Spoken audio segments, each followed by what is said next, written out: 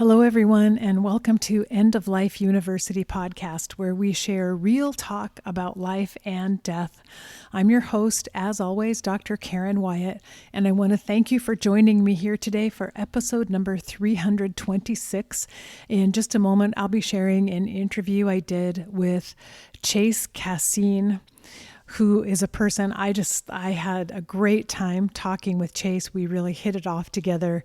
He's a clinical social worker who works at a community health center, and he's written a cookbook called The Sweetest Therapy, which was really a grief project for him after the death of his mother. We'll talk all about that in the interview, but the reason I'm broadcasting this interview today, this Monday, is the beginning of Thanksgiving week here in the U.S. And so this topic is really designed to encourage all of us as we're sitting down for the holidays with or without our loved ones, depending on if we're able to travel or not or be together, that we think about the grief that we're carrying with us and the pain that is with us, and spend some time processing that and using the holidays as a good time to work through some of those feelings. And so Chase and I will talk a little bit about that in the interview. Before I start playing the interview, I want to thank my two newest supporters on my Patreon page, Martha Wolf and Maggie Dial. Thank you, Martha and Maggie, for signing up. And you are contributing to my new goal of getting 25 new subscribers in order to help offset the cost of providing a transcript for every one of these podcast episodes, which I'm hoping to get started right away. So now we only need 23 more subscribers on my page at patreon.com/EOLU. If you're interested in joining the team, go to that URL.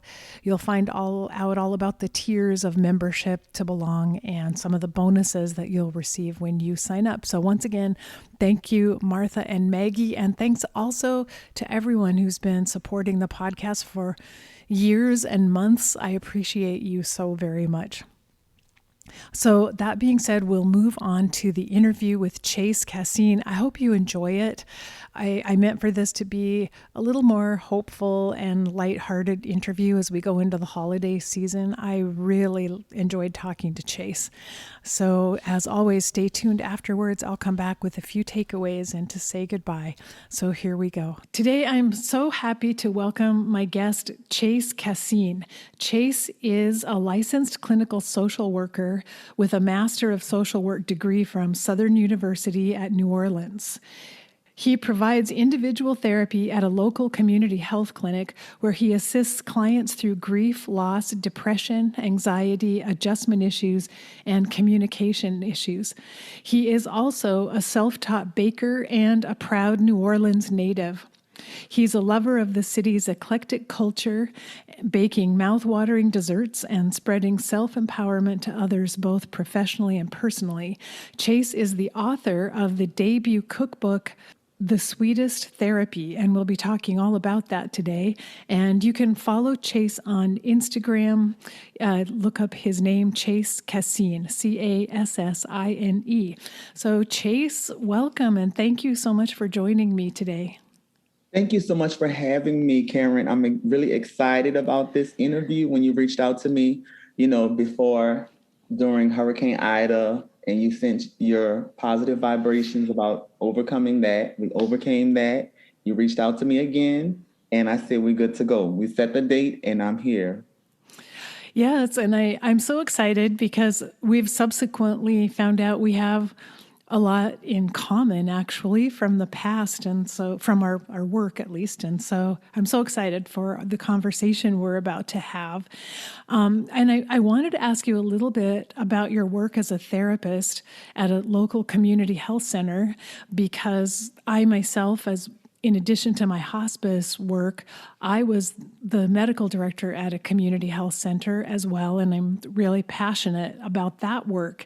And what I experienced is that so many of our patients at that clinic were dealing with grief, sometimes years and years of grief that they had never had the opportunity to heal. And I'm just curious to know if you've encountered that as well in your work, and just to have you talk a little bit about the work you do with patients.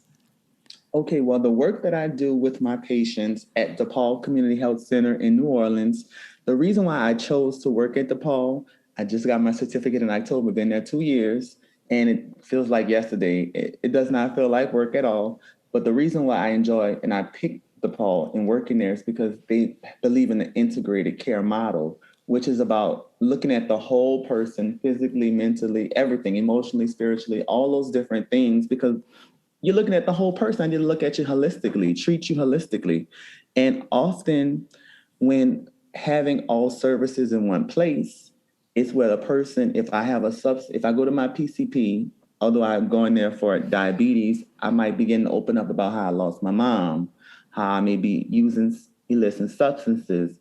And the PCP can then send a referral to the therapist, me, Chase, and sometimes we'll even have what's called warm handoffs, where if I'm not in a session with a client and I have free time, I can then go in that patient's room and introduce myself so they can, okay, this is the therapist you want to introduce, that you want me to meet with, and just give them a little introduction, and they can put that face with a name, and that can kind of ease that, because it's like, you want me to go talk to somebody else about what I just talked to you about? People can be a little apprehensive about therapy and opening up to a stranger, or so another person they have to tell their business to. So even with doing those warm handoffs, I know that has kind of eased people's their anxiety about having to come to therapy. Then it also lessens what we talked about earlier, just a little briefly, about how if patients have to go somewhere else, it may be a longer wait time, or they may have barriers to transportation. So having everything all in one house serves not only the the agency, but it serves the people we serve. What it's about, that they can get everything like a one-stop shop. That's the best way to conceptualize it. And in working with the patients at the Paul Community Health Center, my niche areas: depression, anxiety, adjustment issues, transition issues. I enjoy working with teens and up, but also grief. So I noticed that grief was a common theme in working with a lot of the patients there. Yes, and I was just so excited when I read that you're part of an integrated model clinic, because that's the clinic that I worked at as well, with counselors on site that could be brought in the room to meet with patients immediately. And I'm so passionate and excited about that model. And I know you are too, because when you work in the middle of it, you see how effective it is, and that really it's the way we should be offering all healthcare everywhere. All of it should be integrated so that we meet the needs of the whole person everywhere they go, whether they're in the emergency room or a clinic or a specialist's office. We should be looking at each patient as a whole person.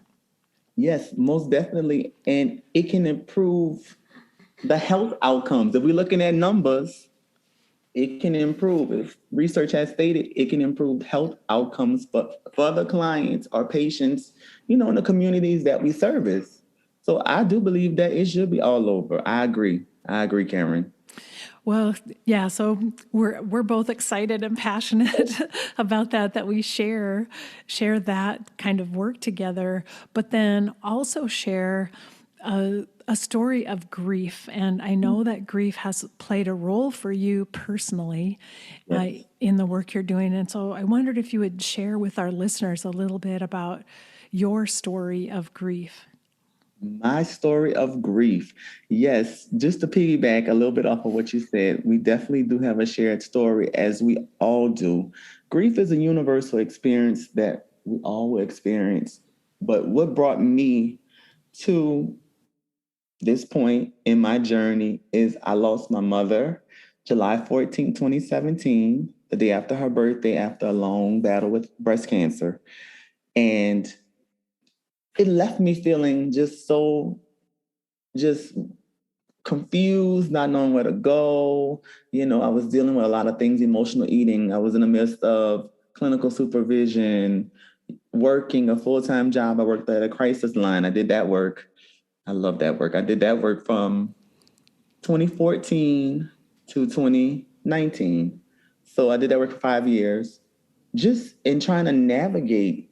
We live in a society where we often minimize grief or treat it like a dirty secret. We don't want to talk about death or dying or any of that.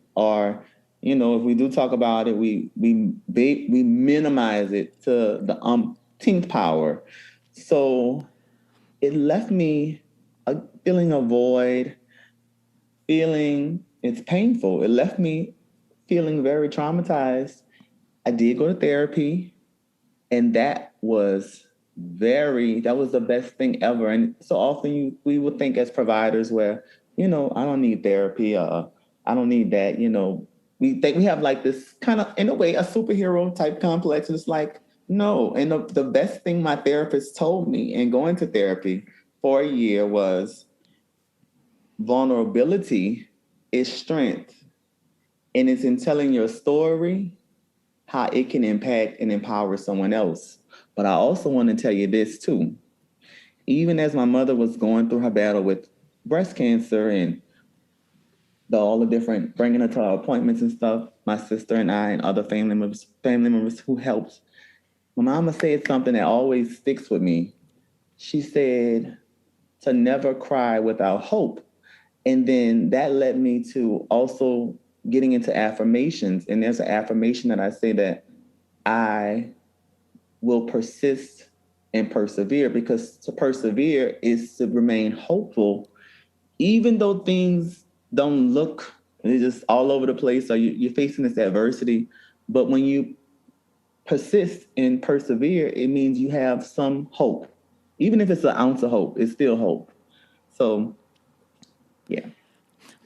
And Chase, do you feel like your own personal grief experience has made you a better counselor for your patients who are dealing with grief? You know what? Karen, that's a really great question. It has. Even before I lost my mom, I have experienced losing other close family members. And the universe is so interesting. I've always been a person where whenever somebody has passed away, they will always reach out to me, even before being a licensed counselor, even before going to school for psychology, just always being there for people, holding that space for them and understanding, just also honestly viewing death, not viewing it as in a negative light, that it is the way I embrace life and everything that comes with life, the ups, the downs, the journey of it all. I view life as a journey, and that death is just a part of the journey, that's how I view it. But of course, and I've always viewed it as that way. So that has always made me very empathetic to the grieving. So, of course, in losing my own mom, it made me more empathetic. And then it just was always my niche area. I always wanted three things I always wanted to be. I wanted to be a counselor. I wanted to be a chef at one point, a pastry chef. And then, this is funny, ironically, I wanted to be a funeral director. So, but what I find funny is how the universe has a way of, I became a therapist who loves to bake, who specializes in grief. And I wrote the Sweetest Therapy. Yeah. So here it is. It is amazing, isn't it? How Yes, things always come together. The yes, pieces of the yes. puzzle end The up pieces of the puzzle. all fitting together perfectly. Mm-hmm.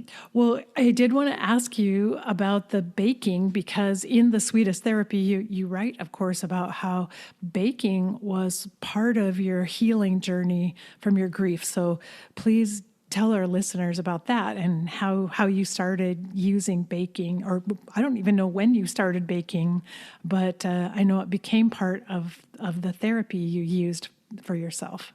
Yes. So baking, all right, what brought me, because that's always a burning question.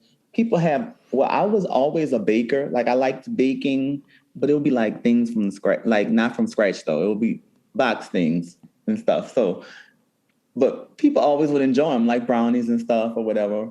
Brownies or, box cakes and stuff, things like that. So I did that, but as I was mourning the loss of my mother in 2017, I read this article, and the title of the article I'm envisioning and saying it's like it was yesterday. Then I got a great memory. 12 Ways to Cope with Grief After Losing a Loved One by Erin Ward. And on the list, she had some really great things. Like she had traveling, she had writing. I'm gonna talk about writing in a second. And she had learning a new skill. So when the learning and the new skill and the writing, I've always been a writer. I love writing. English class, never had no issues in English class, always A's and B's. I enjoy writing, and I always found writing to be cathartic. So, in envisioning, I'm going to write a book one day about something. I always said that. But the learning a new skill, I said, okay, what's a skill that I have that I can sharpen and maybe just stretch myself a little. So I was like, you know what? I like baking, but you know what? I'm baking stuff from the box. I think I could push myself to bake from scratch. So in the Sweetest Therapy, I talk about that. I talk about how I said I went out and I went out and I was telling my friends and my family and stuff. I think I think I'm gonna learn how to bake from scratch. And so family members and stuff, they were like, "Oh, we're gonna buy you some stuff," because they wanted to see me, feel a little better and stuff. And I appreciate that. So they went out and bought me, like my grandmother bought me some pans and stuff, and my cousin ordered measuring cups and all these kind of things. And I said, I'm gonna buy me a KitchenAid, but the way my account looked, the way my funds set up right now, I gotta wait till around. Was also, as I'm talking to you, I actually bought my KitchenAid, and it's blue. My favorite color is blue. I bought my KitchenAid on Veterans Day because they had a really good sale at Macy's. And I bought the KitchenAid on Veterans Day, and I said, I'm going to teach myself. So on November the 14th of 2017, I started my baking journey. And I'm like, all right, I got my books. I got this. Well, as you will read in the Sweetest Therapy, I had a lot of failed attempts, but I was determined to persist and persevere. So I started baking. I got in the kitchen, and it just became therapeutic for me after working a long day at work. Maybe again, any job working with people can be stressful, and just taking on maybe some of their things that they have, or trying to divert crisis, because I work a crisis line. So trying to alleviate and advocate for people, and getting home and getting into a space within my home in the least expected venue that would think of healing, in my kitchen. Because in just the same way, like cooking, baking is a form of mindfulness, where I can't think about everything that was going on all at work, or I can't think about a million different things. I need to be present in the moment. So it really taught me mindfulness of being still, being in the moment, and that helped to reduce a lot of the anxiety, and it made me feel better, because then people would come over.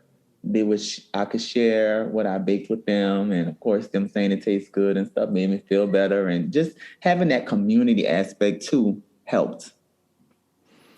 Yeah, I love that. I love, so it's the action of baking itself, doing the work, but then the rewards afterwards. And it also seems like it's a reminder that life is still sweet, even though we're in pain and we're grieving and suffering. There's still so much sweetness in life, and when you can share that with another person, then that brings you the community that you need to heal grief as well. So it's really a beautiful combination, and something it never occurred to me before, that baking could could be a form of therapy, but it actually seems like the perfect therapy when I think about it. Yeah, listen, it never occurred to me either. All right, I'm a person. I told you I love to. I'm a writer, and I always enjoy writing. I also enjoy reading. I also read an article. I forgot to mention the article. The second article I read was about the psychological benefits of baking. Because when I said, is baking therapeutic? Is it really therapeutic? And that's when I came across the Huffington Post article that did talk about the psychological benefits of baking. Then recently I saw a post where Tom Jones was talking about how baking has helped him, and other celebrities have talked about cooking and baking, how that has been therapy for them too. So what I think the life lesson in it all is, we sometimes will search for things so big for healing, but it can be something that you may look over that can be so simple, so small to other, may seem so simple and so small, but yet be so transformative and healing. Yeah, simple and small and hands-on. And I was thinking about all the stories I read last year during the lockdown for the pandemic of how many people started making sourdough bread at home, or I think a lot of people started baking and cooking more, and that all makes sense to me now that that was really therapeutic for people who are going through a traumatic time. Mm-hmm. Yes. Before I wrote the Sweetest Therapy, I I said, well, let me see. Let me just do a little research and see if they have, if a therapist has written about the therapeutic aspects of baking or cooking or anything. And I saw a book called Bread Therapy, The Mindful Art of Baking, and it's by a counselor. And I said, okay, this is I'm on to something. It's by Pauline Beaumont. Yeah, I think I'm saying it right. And I said, okay, I'm on to something. And she was talking about it. And then, like you said, just the lockdown, how people began cooking and baking. I have a cousin. During the pandemic, she said, I want to get into cooking. And so I told her, I said, you learning more about cooking, that became your sweetest therapy. Because in essence, the sweetest therapy, it's about finding your sweetest therapy to help you cope with things in life, with the rough patches. Because we all gonna have rough patches, but it's about you finding that sweet spot to help you cope with the stresses of life. So whether it's cooking, whether it's journaling, dancing, singing, gardening, connecting with nature, whatever, that's your sweetest therapy. Just finding some healthier ways to cope with life's problems. And I love that that's the title of the book, The Sweetest Therapy, and that as you say, it could be anything, Mm-hmm. anything creative that we do or something new we decide to learn, but it ties in so well with your book of recipes, and so much more than just recipes.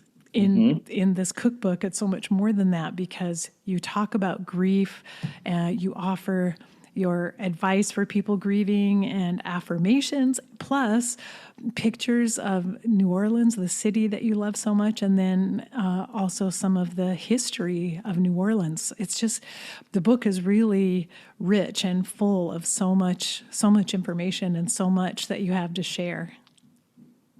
And when as I began working on the Sweetest Therapy with Ross Williams, that's the publisher I use, and he also was a very great coach and guide through this process. I told him, I said, I want to do a cookbook, because he always would see me baking and stuff. He said, come on, I can see you doing it. I can see you doing it. I said, but this is the twist I want to do.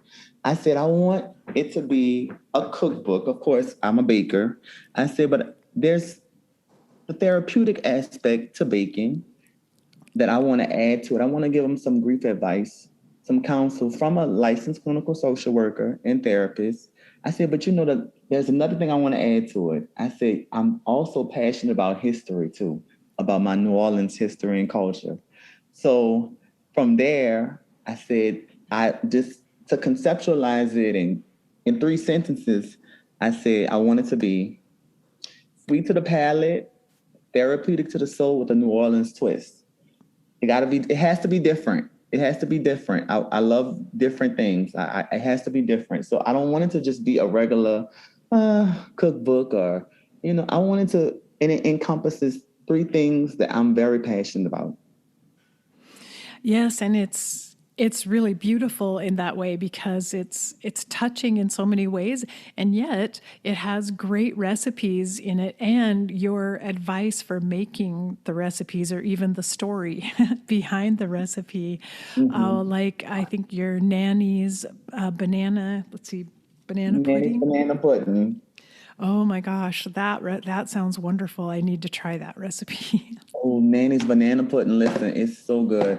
That, and again, with the recipes, I didn't want it to just have, okay, here's a picture of the banana pudding and here's just the recipe, step one, step two, step three. No, I want to give you a little story because there's stories behind, and I handpicked, listen, Karen, the process with me narrowing down these recipes, it took about 2 months, honestly, because I had 50 recipes. Then I'm like, no, I have to narrow it down, of course, because I do plan on writing other books, but I need to narrow it down, and I need to have the stories need to resonate with it. Like this Nanny's banana pudding talks about my grandmother, Althea Martin, who got this recipe from her grandmother, Hilda Jones. Just giving y'all a little insider in how this was passed down to me.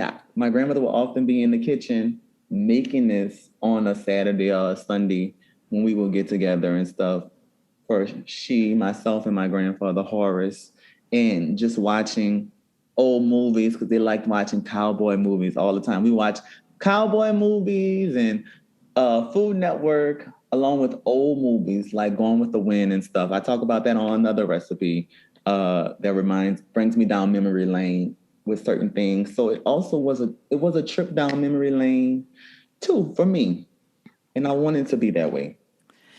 I think that's another therapeutic aspect of baking or cooking too, is if we use our family recipes that have been handed down, because we're honoring our loved ones and our ancestors Mhm. and keeping those traditions alive. And there's so much value in that. Yes, yes, because we want to honor them. So often, like I said before, we live in a culture, society where we want to minimize grief and just act as if, it's not nothing major. We want to be so stoic. People die. It is what it is. It's like just being basically treating people disposable, that they're not disposable, that they may no longer be here in physical body, but we can still find ways to pay homage, to honor them, to still celebrate them, and still connect and still talk about them. Research, again, I'm naturally a researcher, that I think about Gestalt therapy. Gestalt therapy have what's called the empty chair technique. It's where you may have some unresolved issues with a person, and that you look at the chair and you begin to talk to them as if they're that person. Science has also just said recently, was in this article in Teen Vogue, that said acknowledging the deceased and talking to them as if they're still here is good for your mental health. So when we celebrate them, are we talking about sharing memories in the kitchen?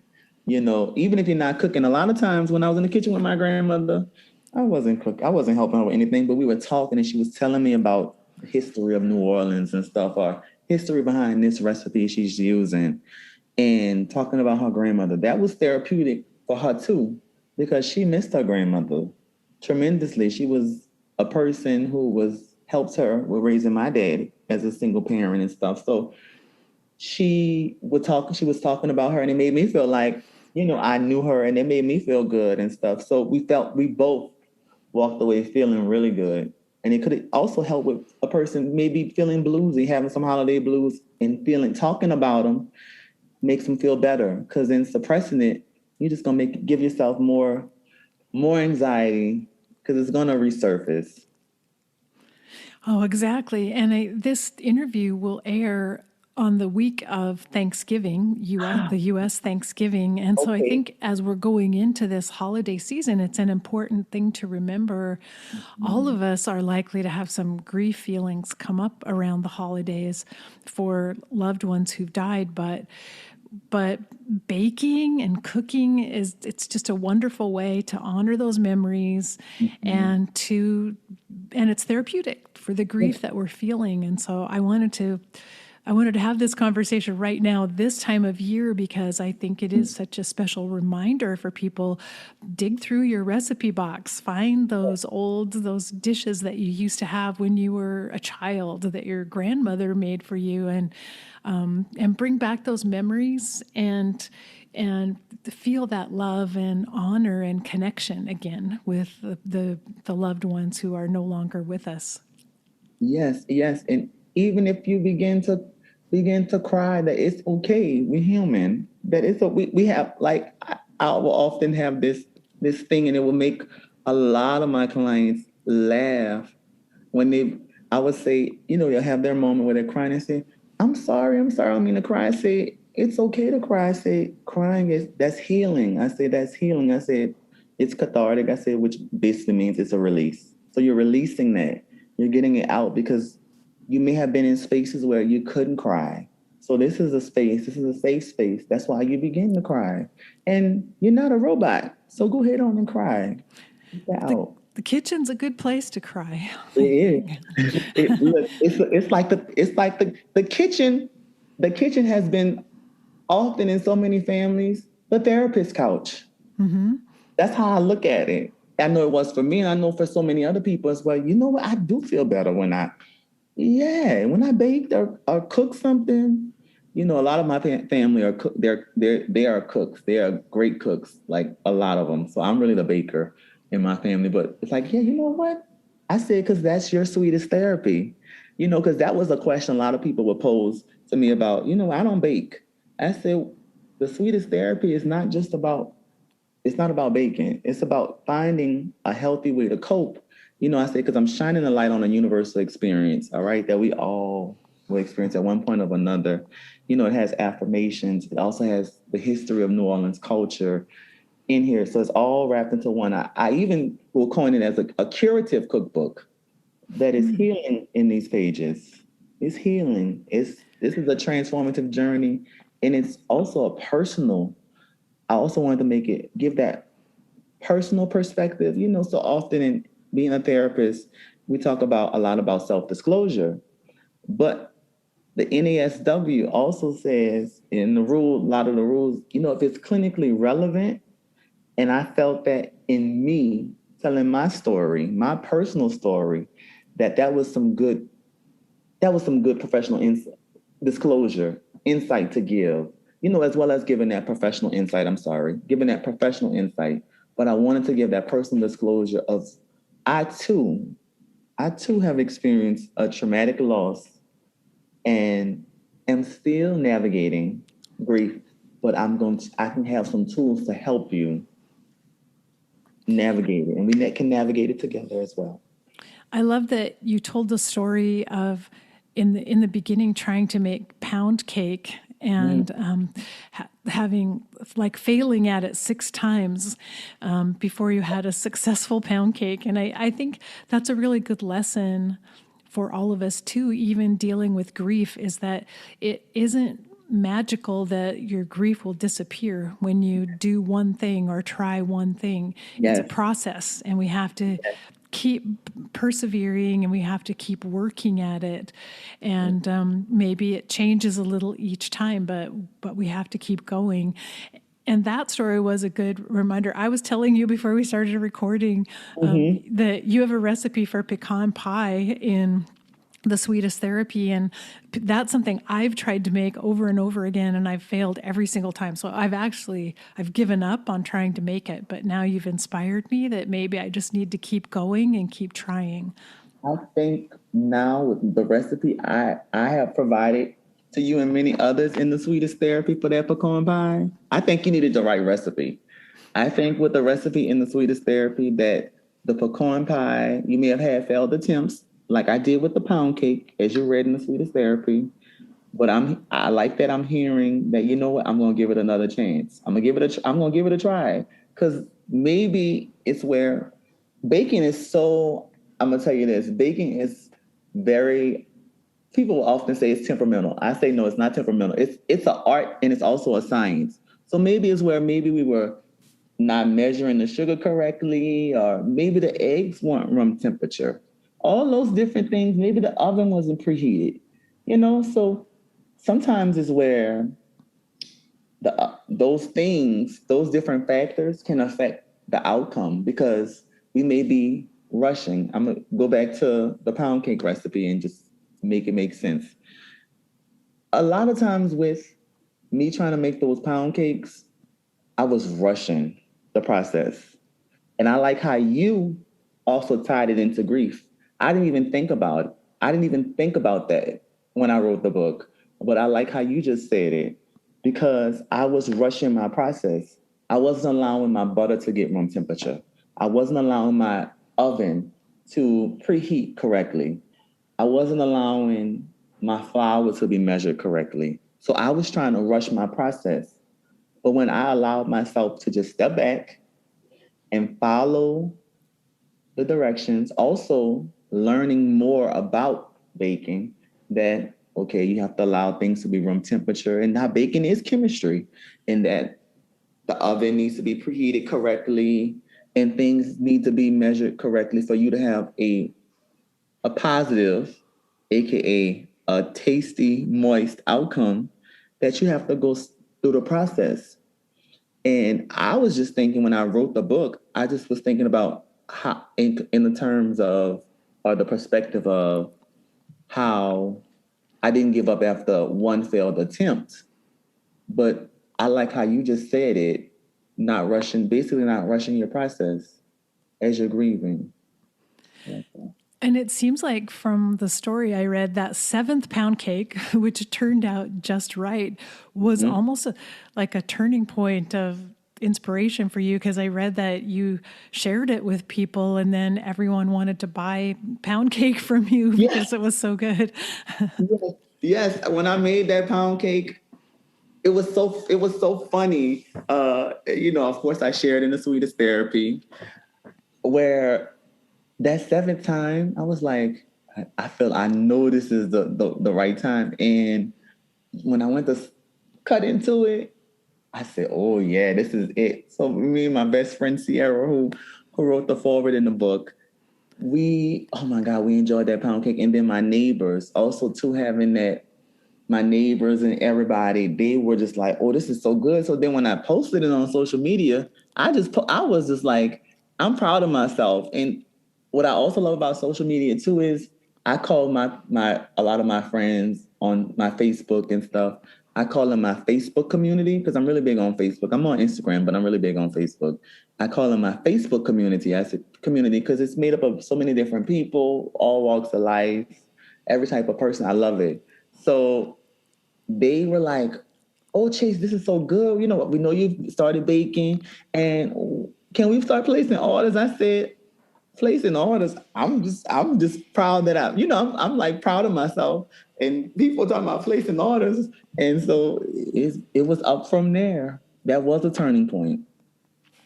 Yeah, because it seems like it all started coming together then, even the idea for creating the cookbook. And so I love that story. And actually, I want to buy a pound cake myself. I'll check in with you about that later, but We will because definitely talk about that. the picture looks amazing that's in the cookbook. We will definitely. Thank you so much, Karen. We'll talk about that. Okay. I love your feedback though. Yeah. Yeah. Well, it looks delicious, and I love pound cake. So I know I would like yours. But do you have a favorite recipe in your cookbook? You want to know what my favorite recipe is? On the cover of the book, I'm a brownie a la mode connoisseur. I'm simple. I love all the recipes in the book, but that brownie a la mode, I had to I had to, again, like I told you, the book it represents me. So like even the colors that I picked out for the book, the title of the book, all those things I picked out, that all those things by design. And I love a brownie a la mode. It's something about that chocolate fudginess and the vanilla. It's just so good. And then the chocolate syrup on top of it, and sometimes whipped cream. That's my that's And the cold ice cream on top of the mm, brownie. Yeah. a warm brownie out the oven because I like it like All right. This is making me really hungry. Well, I also want to, there's some things I want to ask you that. also beyond the recipes, because at the end of the book, you include information about some history from New Orleans, which is really wonderful, things I've never heard about or read about before. And throughout the book, you have photographs from New Orleans that are amazing. I assume some are from Mardi Gras, and Actually, go finish. I was just wondering if that's what they're from or scenes from New Orleans. Actually, some were from scenes from New Orleans, and we were before we started our interview. You definitely wanted to ask about the New Orleans culture section. That definitely piqued your interest. So, as I stated, previously throughout the interview, that I wanted it to not just be a regular cookbook. It had to be things that I'm passionate about. So, in my journey through grief, often it would have me isolating myself, and I did a lot of emotional eating. I was over 200 pounds. I was 212 pounds, actually. That was the highest weight I had ever been. All right. I had never been but just with being a caretaker and just going through the process, even before my mom passed away, just with the emotional eating and just working, just not really having no really good eating habits. So my weight ballooned, right? So we have in New Orleans, we have what's called second lines. And second lines grew out of actually funerals. And basically what will happen is we will have funerals here. The first line will be made up of the family behind the hearse. And then the second line would be the mourners that would gather, and they would have the band and stuff playing music, because New Orleans is a city where we celebrate life, even at death. We still want to celebrate that person's life. So out of that culture, out of something really sad, funerals and stuff, that then even became reframed to something positive, where we can still, although this person is no longer physically here, we're going to still celebrate that life that lived. So we're going to have people begin to revel in the streets and have fun. So we have second line groups, which grew out of the benevolent associations and societies here in New Orleans. And so different associations, in my book, before the Sweetest Lanyap, that association that I took a picture of, that was for Sudan Second Line Club, Sudan Social Aid and Pleasure Club. That's a second line club here in New Orleans with the blue on and stuff. Before the Sweetest Lanyap, I love their second line. They actually having a second line Sunday. And it's a time where people, again, come together of all walks of life. We have fun. And it also helped me with shedding those 50 pounds with walking, because it was a lot. It's a lot of walking, but you don't even notice that you didn't walk 3.5 miles because you're with friends and family. And again, fighting through that depression that's telling you to isolate, isolate, isolate. No, I'm going to get up and I'm going to go to the second line and I'm going to connect with other people, because you need that. And I need to also walk. And it helped me with also getting my eating habits together. Like I'm going to stick to, because that was another thing, trying to stick to healthier eating, which is a journey, but it's like being mindful of what you're putting in your body. To even with the baking, you got to be mindful of our portions as well. That taught me that too. Mindfulness has definitely been a lesson. So the second line, so that's really interesting that there are like people belong to a certain club or group. Yes. And then, and now it sounds like the second lines form around all kinds of events or causes, not just funerals alone. Yes. Yes. Yep. Throughout the year, like they would have one almost every Sunday. Almost every Sunday we will have one. COVID, of course, stopped a lot of us having second lines and stuff due to COVID-19, but we're getting back to that tradition of having of hearing that those our brass bands and seeing people with their, we call it footwork, their dance and their dance. I'm gonna send you, email you some videos. And I also showcase my cousin who's also a really talented second liner. I have his picture on the Sweetest Lanyard as well as in the Sweetest Affirmations, as well as other people at different second lines from the second line parades in throughout the book to showcase that New Orleans culture and stuff, because it's so important, and just trying to keep the culture alive too. And just again, it's all representative of me. Things I'm passionate and love that will still be here. This book will still be here when I'm no longer here and my journey is complete. That these three things I'm passionate about: New Orleans culture, baking, and my love for mental health. I love to empower people. So if it took for me to tell my story, my authentic story, not nothing watered down, not nothing sanitized, my story, and it can help somebody, even if it helped one person. But what was amazing about it was when the book first came out, I sold 1,500 copies in 1 week. Wow. That outdone my goal, because I was like, I had done research that most self-published authors, maybe like 200 or 300 copies. I was okay with that. I was like, if I sell one copy, I'll be like one copy. But 1,500 copies, over 1,500 copies in 1 week, that really, and then so many people were connecting with me, and it was like, this is what I need. This is really what I need. Some people were DMing me on social media, on Instagram, and like, your book really helped me. I just lost my mom, and I'm reading it, and just how transparent you are with, even though you're a therapist. I said, I'm a therapist, but I'm still a person though too. Yeah, it is. It's a beautiful book, and I love that it's really grounding. Like, it brings us kind of back to earth, with just baking and food and being in the kitchen, but then also the traditions and the stories and the New Orleans culture that you share.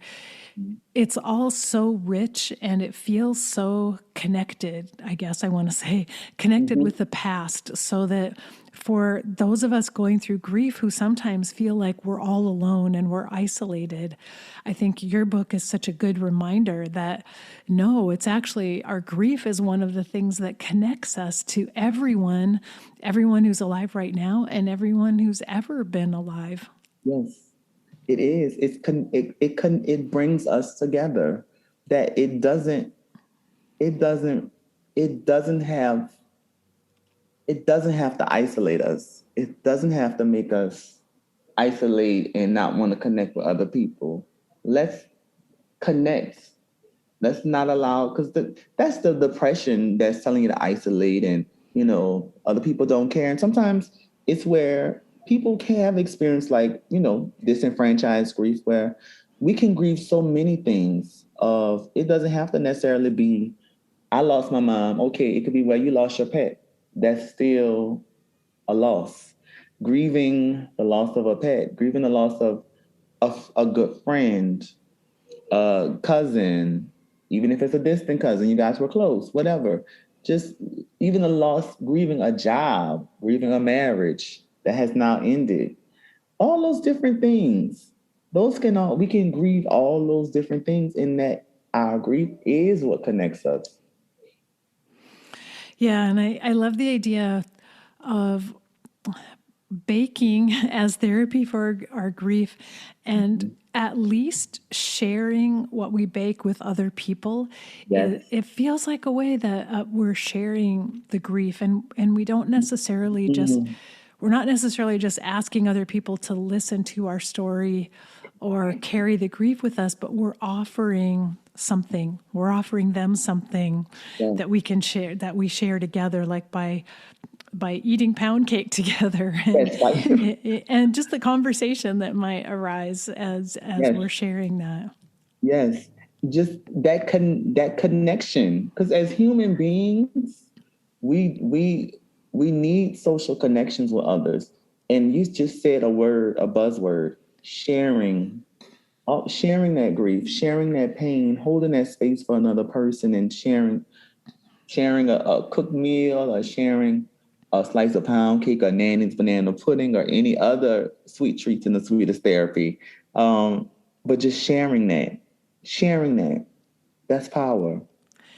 And you wrote in the book too that baking, first of all, like we've already talked about this, baking helps with mindfulness, but that it also helps you feel more gratitude. And I think that's another state that's very healing in times of grief, if you can get to a point of feeling gratitude. There was this thing, I think I was watching Oprah, or I forgot where I was watching something, and it said, just naming 5 things every day you're grateful for. It don't matter. You're grateful that you got your lights on. You're grateful that you have reliable transportation. You're grateful to be alive. Just find something, because, again, in going through depression and even with having anxiety sometimes, those are all negative mindsets. And it'll be where you're just stuck in the fog and just can't really see any type of light, but just finding something to be grateful for, finding something to be grateful for, that I'm okay, another day here, part of my journey, and that I can choose my day. I often will tell my clients that people don't ruin your day. A lot of times we allow other people to ruin our day, or we will ruin our day. That we can have a moment that may be ruined, but we still have the power and the capacity to change that.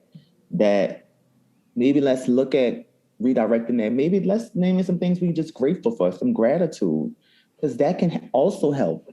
Gratitude. I'm grateful. Also, just speaking for me, I'm grateful into being able to tell my story. The Sweetest Therapy was actually in transparency. I wanted to write this book. I wanted to in 2017, but it wasn't the right time. I still was going through my process. See, I was trying to rush. It wasn't the process. It wasn't the right time. And I had to learn to trust the process. And that when it was the right time, that it came out. The book was also, add this on too, the book was supposed to come out December of last year, but I didn't feel it was the right time. No, October, then I pushed it back again. And then I said, May is special to me for 3 months, for 3 reasons. May is Mother's Day. May is my birthday. My birthday is in May 25th. And also, May is Mental Health Awareness Month. So that's when the book is going to be released.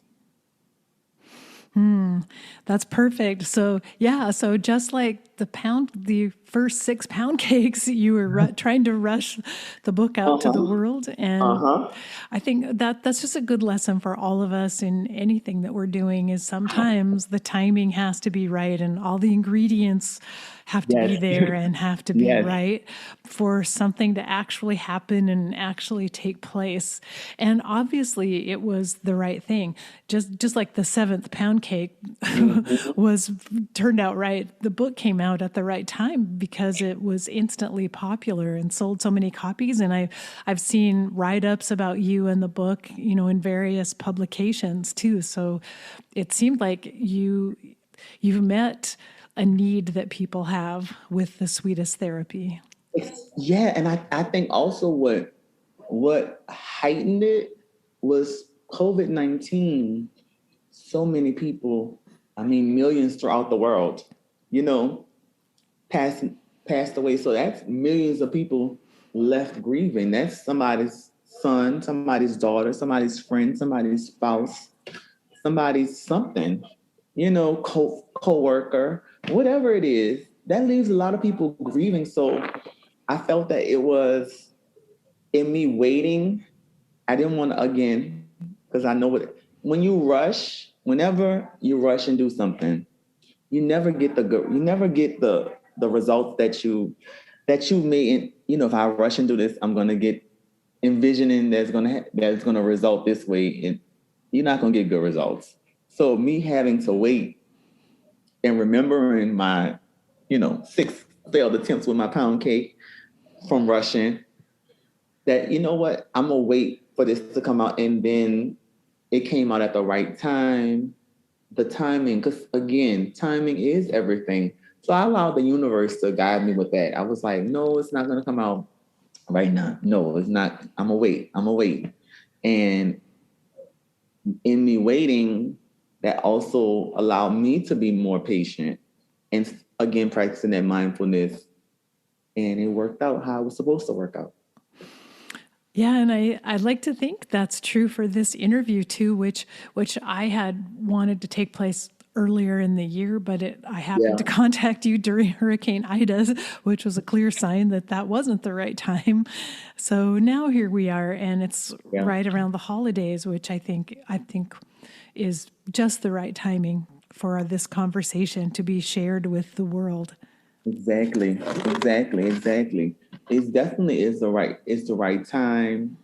And yeah, like that's why I had to mention that of us connecting. You like we're supposed to have this interview, in our minds, but then just again, Hurricane Ida, just other things. But the holiday times, let's bring people together in cooking and baking. It's also, a lot of times, which the holiday times can be very bittersweet, thinking about people who have passed away.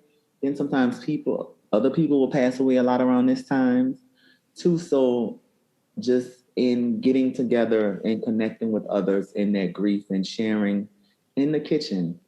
It's something, at least, come on, you can find your happiness in a bag of flour. I did. So it's where you can connect with other people and ground yourself and just have that connection and heal through the pain.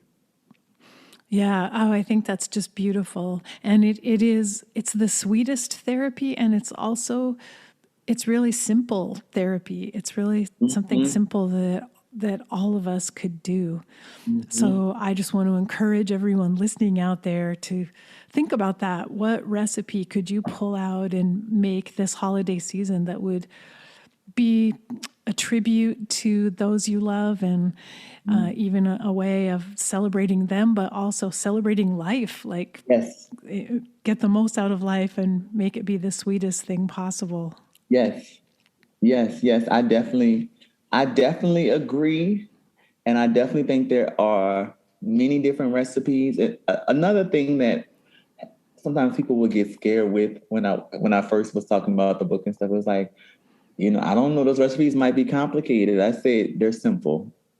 These recipes, an amateur baker as well as a professional baker can make these recipes alike, but they're very simple. I offer baking tips.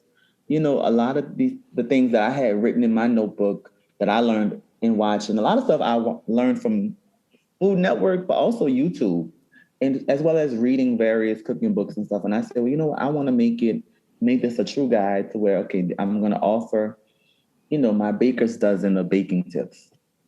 I gave you some baking tips that will help in guiding you in the kitchen. It's almost like I'm there.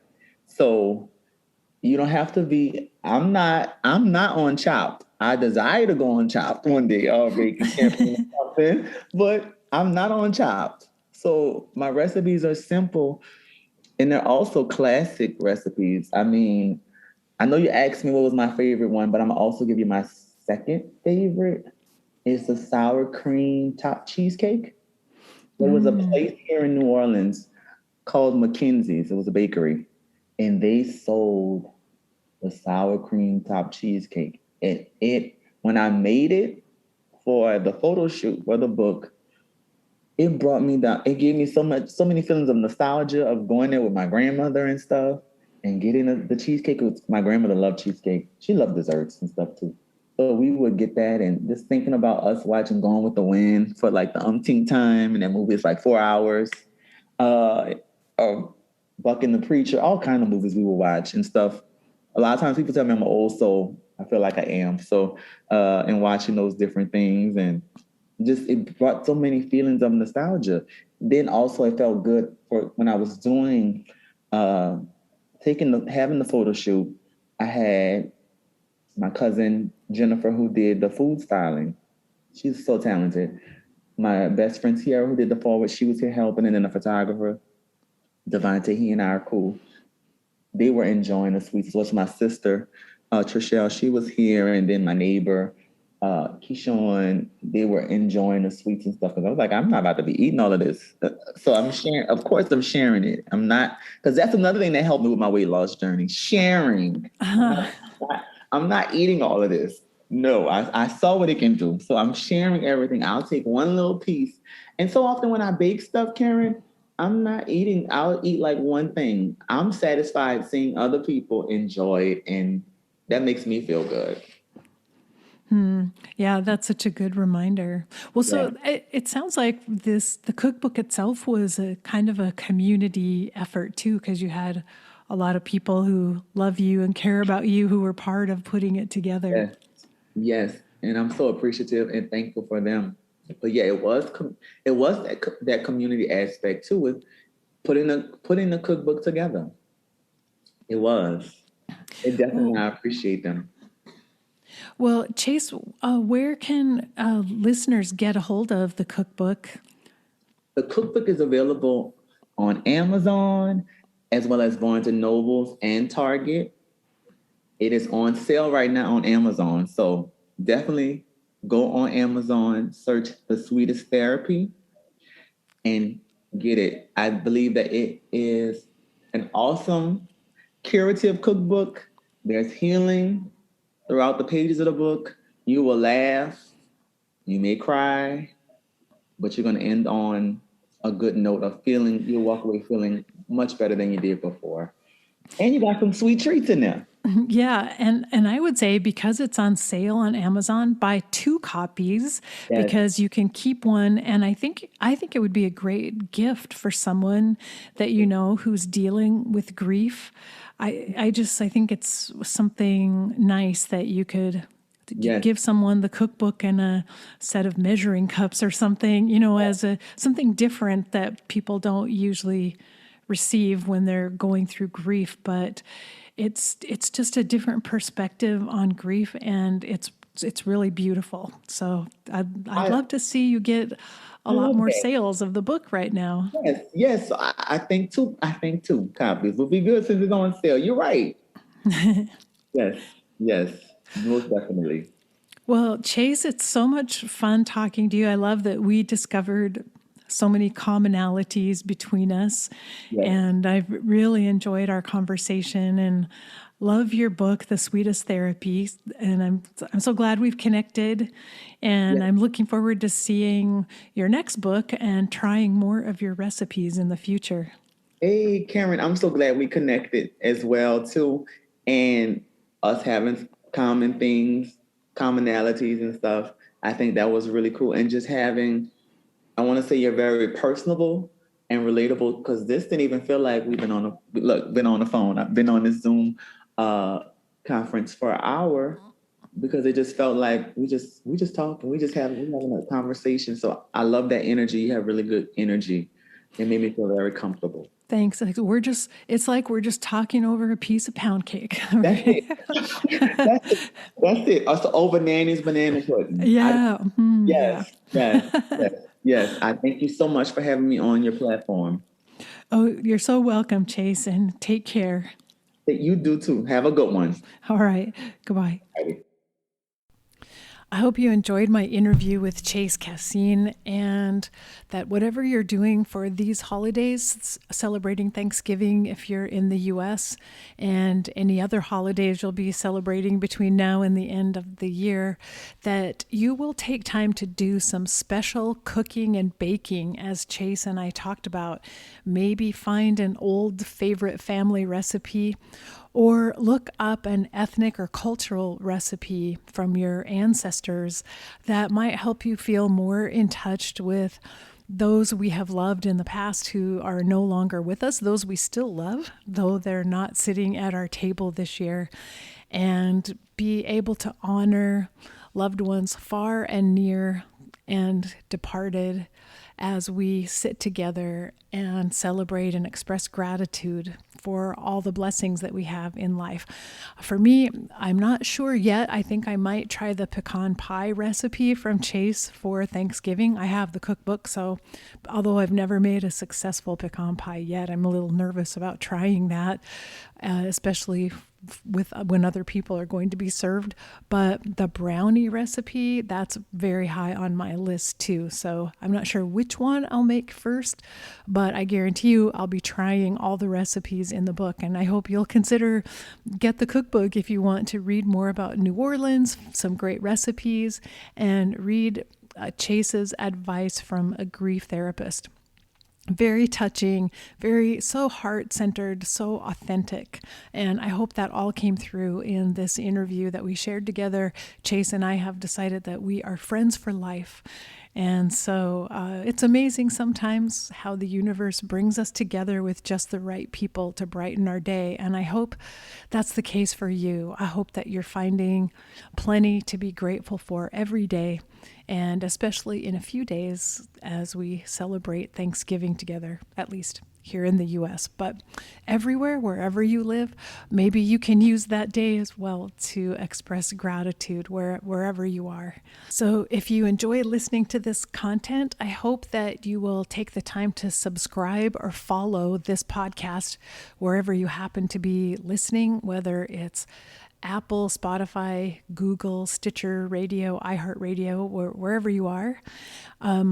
Be sure to subscribe and follow. That's how you'll get notified about every new episode. And then also leave a rating and review, because that will help us rise up in the rankings so more people will see this podcast when they're searching for this content. And you can also help out by recommending it to people that you think might enjoy listening to. You can send them an individual episode or just let them know to go to eolupodcast.com. And you can go there as well, because you'll find this episode and all of the previous archives of this podcast, all 325 some episodes there. And you can listen to the interviews and you can read the show notes for every one of the past episodes.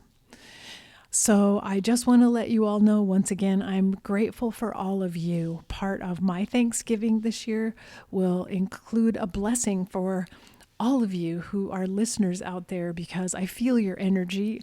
I love knowing that there are people who enjoy this.